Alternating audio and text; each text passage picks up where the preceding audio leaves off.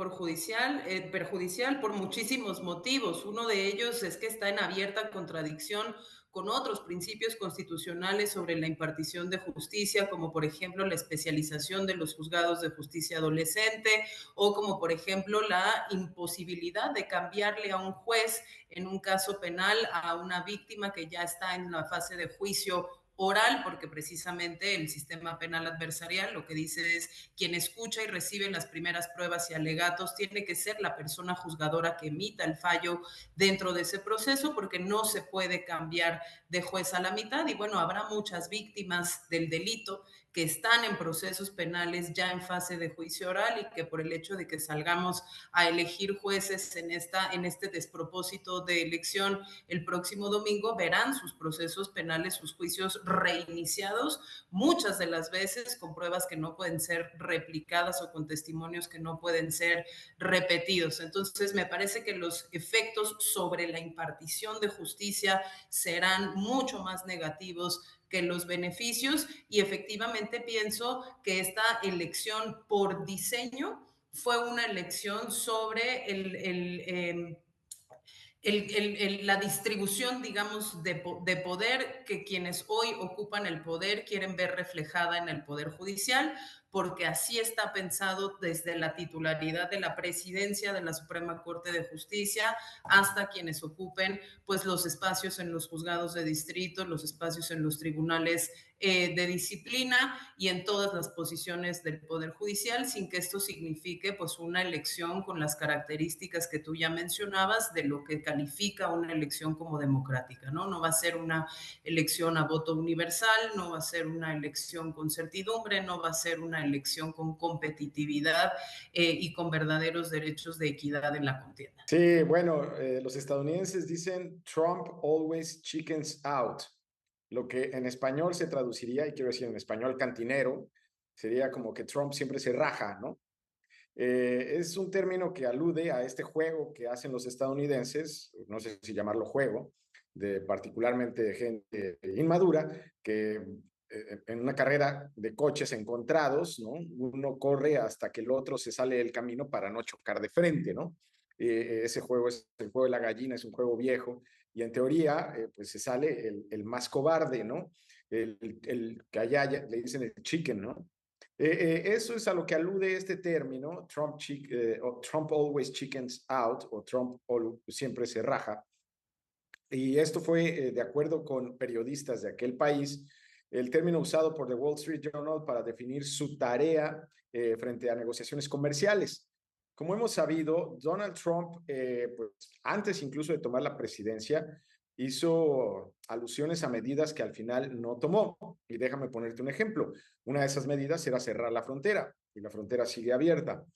Otra que tenemos muy cerca acá en México es cerrar o terminar el Tratado de Libre Comercio. El tratado sigue abierto. Y otras que tienen que ver con la imposición de aranceles que aún no aplican para México.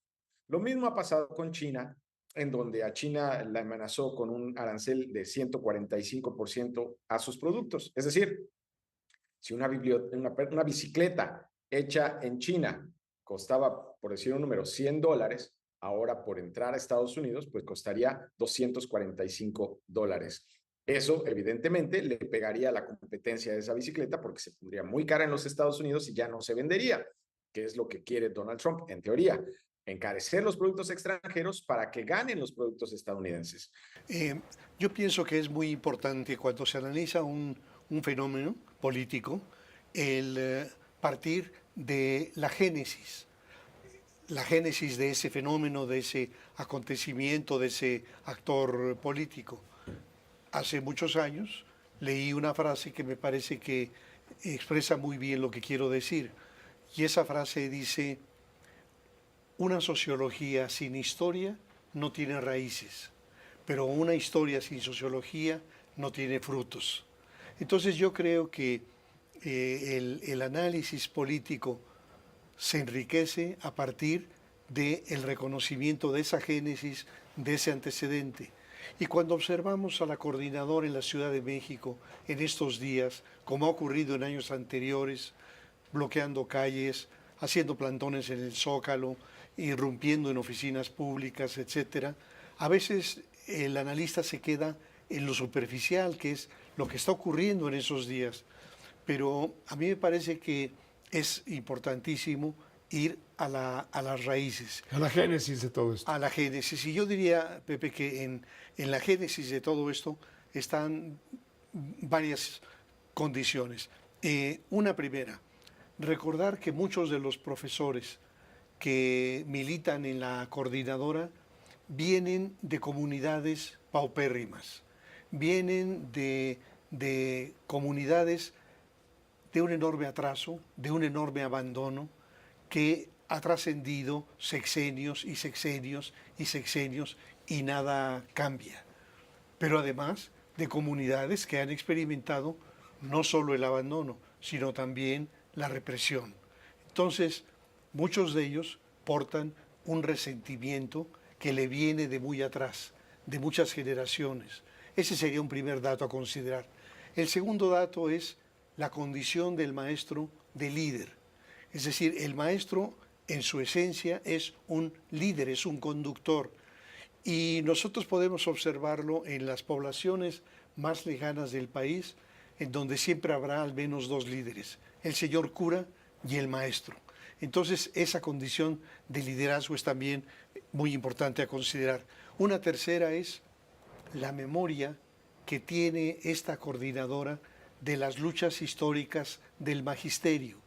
Y entonces pienso, por ejemplo, en las luchas magisteriales de finales de la década de los 50, en el gobierno del presidente Ruiz Cortines, 1957, 1958, en donde, curiosamente, aquí en la Ciudad de México, que era Distrito Federal, nace el movimiento revolucionario del magisterio encabezado por Otón Salazar, guerrerense ciertamente, pero él era un profesor de escuela de la Ciudad de México. Y Otón Salazar era, como varios otros dirigentes, un comunista convencido. Él siempre defendió que su ideología era el marxismo-leninismo. Entonces, el movimiento magisterial del año 58 fue una formidable explosión del magisterio que terminó, entre otras cosas, en el encarcelamiento de Otón Salazar. Y luego estaría, junto con este dato de la memoria histórica, 10, 15 años más tarde, la otra experiencia de los maestros guerrilleros. Y curiosamente... Ahí entra la maestra Bester. No, estamos todavía más atrás, Pepe. Sí, entonces estamos todavía más atrás. Cuando hablamos, por ejemplo, de Otón Salazar, aunque es egresado de la Normal Superior, también es egresado de Ayotzinapa.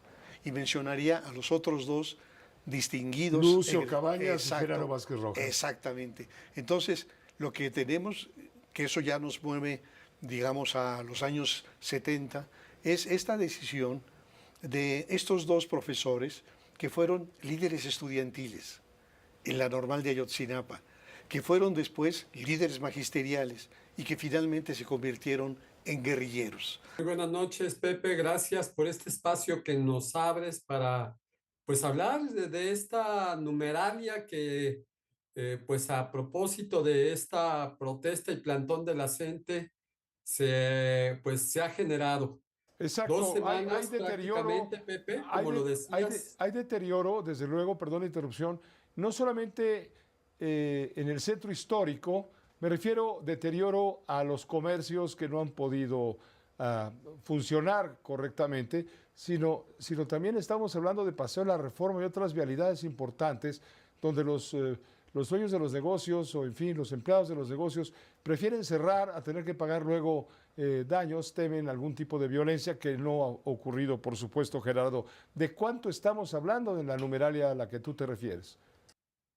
Pues como bien lo refieres, Pepe, no es ya solamente el centro histórico que tendríamos que ahondar, que es un polígono que se extiende en casi por 10 kilómetros cuadrados, en donde en alrededor de 30,000 establecimientos mercantiles trabajan 170,000 empleados día con día muchos de ellos, incluso fines de semana, sábados y domingos. La protesta de la gente llevada a diversos puntos de la ciudad, como fue la semana pasada en el aeropuerto de la Ciudad de México, como ha sido en Reforma, como ha sido pues en diversos puntos. Me comentaban comerciantes de la zona de la villa del cierre de las estaciones del Metrobús por protestas organizadas por los maestros, como fue igual la semana pasada el cierre de las estaciones del metro, terminal aérea y Boulevard Aeropuerto. Tenemos que plantear que ya estas protestas tienen la firme intención de lastimar, de lesionar a pues, los trabajadores, a la planta productiva de la Ciudad de México. Nosotros estimamos que en estas 2 semanas alrededor de 1 millón de trabajadores han sido afectados, ya sea porque tienen que llegar tarde a sus trabajos, porque tienen que invertir más tiempo, alrededor de 1 hora, para poder desplazarse a sus lugares, a su hogar de regreso al trabajo o a sus trabajos, porque tienen que invertir más tiempo aquellos que trabajan en el reparto de mercancía, por ejemplo, o el mismo transporte público de pasajeros, que muchas veces en las zonas cruciales, en Insurgentes, en Reforma, pues prácticamente no pueden operar, haciendo que el pasaje baje a la calle y busque otras formas de llegar a sus destinos. Tenemos que decirlo, Pepe, que esta ha sido un verdadero castigo para la ciudadanía, muy fuerte para los negocios, los comercios, los trabajadores del centro histórico. Vamos a hacerlo rápidamente. Todo esto es una decisión de la Corte y lo que ha hecho es darle espacio a las dos partes para que presenten sus alegatos, para que lo hagan por escrito, y les da el 4 y el 9 de junio para que estos alegatos sean presentados ante la Corte y entonces se establezca algún tipo de camino para llegar o a un arreglo y también para ver si esto abre el camino hacia la Corte Suprema. Ningún juez se atreve a predecir en este momento qué es lo que ocurriría ahí. La Casa Blanca en realidad no pudo forzar a que hubiera esta decisión de la Corte. Fue más bien una forma en la que la Corte quiso quedar bien con todo el mundo y no quiso anular la decisión de la Corte Comercial. Pero esto lo que hace es abrir un tiempo de espera, un compás, y si esto se declarara ilegal en adelante, todavía la Casa Blanca tiene la posibilidad de ir a la Corte Suprema. Entonces todavía nos falta tiempo, pero mientras el 4 y el 9 de junio hay que estar pendientes. Estaremos muy pendientes, claro, por todo lo que está sucediendo. Y también, claro, el asunto de Elon Musk. Finalmente ya se fue Elon Musk.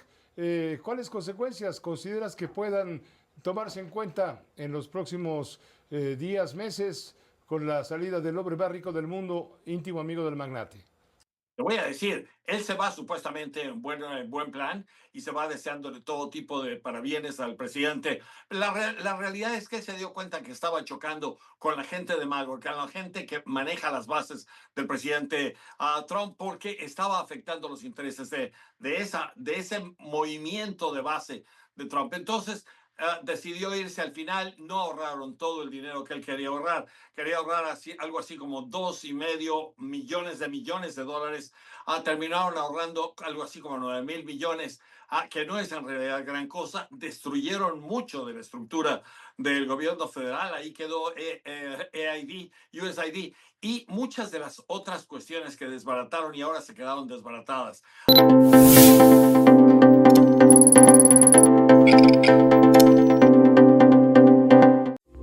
Esta fue una producción de Grupo Fórmula. Encuentra más contenido como este en radioformula.mx.